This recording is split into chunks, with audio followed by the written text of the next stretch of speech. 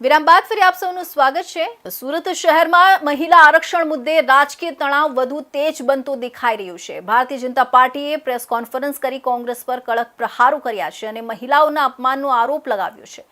ભાજપ મહિલા મોરચાની પ્રમુખ અંજુ વેકરિયાએ સ્પષ્ટ શબ્દોમાં જણાવ્યું છે કે કોંગ્રેસ દ્વારા મહિલા આરક્ષણનો વિરોધ કરવો એ દેશની મહિલાઓના સન્માન પર સીધી ચોટ છે। સાથે જ ભાજપે આગલા દિવસોમાં આ મુદ્દે જનજાગૃતિ માટે વિવિધ કાર્યક્રમોની જાહેરાત કરી છે, જેના કારણે હવે મહિલાઓ પણ કોંગ્રેસ સામે મોરચો ખોલે તેવી શક્યતા વ્યક્ત કરવામાં આવી રહી છે। સુરત શહેરમાં ભારતીય જનતા પાર્ટી ભાજપ દ્વારા આયોજિત પ્રેસ કોન્ફરન્સમાં કોંગ્રેસ વિરુદ્ધ કડક નિવેદનો કરવામાં આવ્યા હતા। ખાસ કરીને મહિલા આરક્ષણ મુદ્દે ભાજપે કોંગ્રેસ પર ગંભીર આક્ષેપો કર્યા અને મહિલાઓના સન્માનને લઈને રાજકીય માહોલ ગરમાયો છે।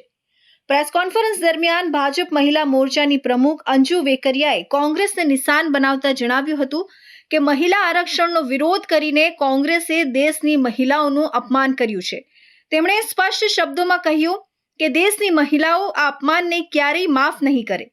અંજુ વેકરિયાએ વધુમાં જણાવ્યું કે કોંગ્રેસ પાર્ટી મહિલાઓને રાજકારણમાં આગળ વધતી જોવા ઈચ્છતી નથી। મહિલા નેતૃત્વને અવગણવાની કોંગ્રેસની માનસિકતા હવે જાહેર થઈ ગઈ છે।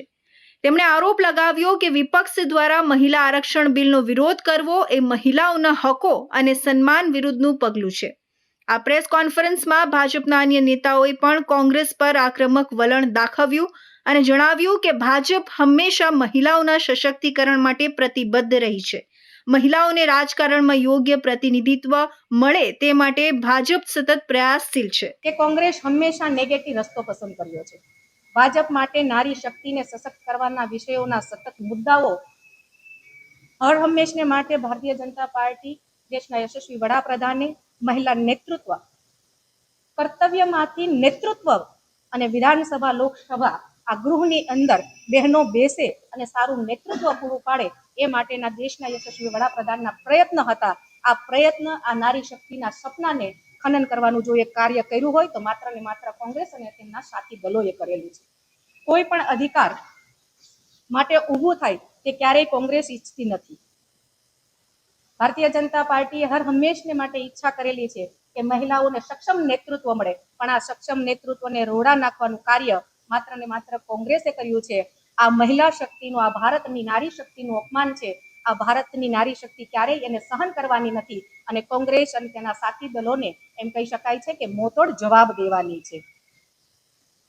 આપ સર્વને એટલું કહી શકાય છે કે મહિલા નેતૃત્વ દેશની 70 કરોડ આપણી જનભાગીદારી છે બહેનોની, અને ત્યારે એમાંથી સામાન્ય વર્ગમાંથી સક્ષમ નેતૃત્વ આવે, આ નેતૃત્વને રોકવાનું, એના સ્વપ્નાઓને દેશના યુવાનો યુવતીઓના મહિલાઓના સ્વપ્નને જો કોઈ રોડવાનું કાર્ય કર્યું હોય તો માત્ર ને માત્ર આ કોંગ્રેસ અને તેમના સાથી દળોએ કર્યું છે। ભારતની હિન્દુસ્તાનની નારી આને ક્યારેય સાખી નહીં લે।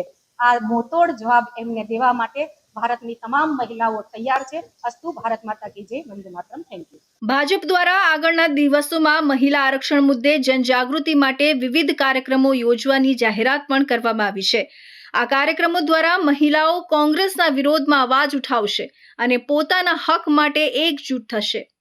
આ સમગ્ર મુદ્દાને લઈને સુરત સહિત રાજ્યના રાજકારણમાં ચહલપહલ તેજ બની છે અને આગામી દિવસોમાં આ મુદ્દો વધુ રાજકીય ગરમાવો લાવશે તે સ્પષ્ટ દેખાઈ રહ્યું છે।